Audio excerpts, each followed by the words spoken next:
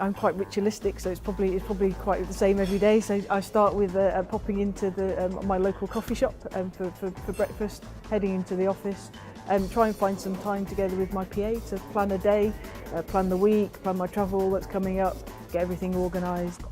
I think an average day would be looking at, but not necessarily reading, more than 100 emails, because being copied on emails is a great way to keep up with what's going on in the business. I guess my average day probably has somewhere between 7 and 12 meetings. That will be a combination of with risk specialists, with my executive colleagues, or with external views on where we are today.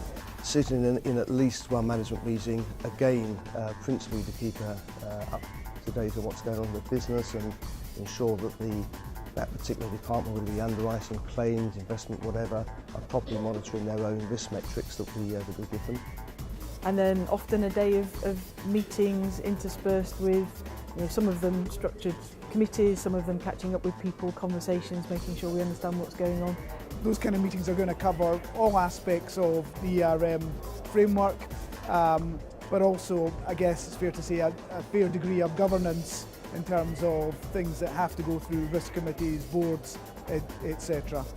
Spending some time with my team to see how we are performing against our risk calendar. There's so many events on our risk calendar, so it could be workshop preparation, looking at the results of risk reviews, and then between coffee breaks and lunch, probably trying to get out of the office before someone decides they want to have catch me for a late meeting or something.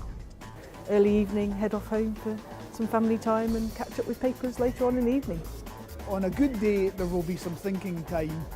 On most days, there isn't any thinking time.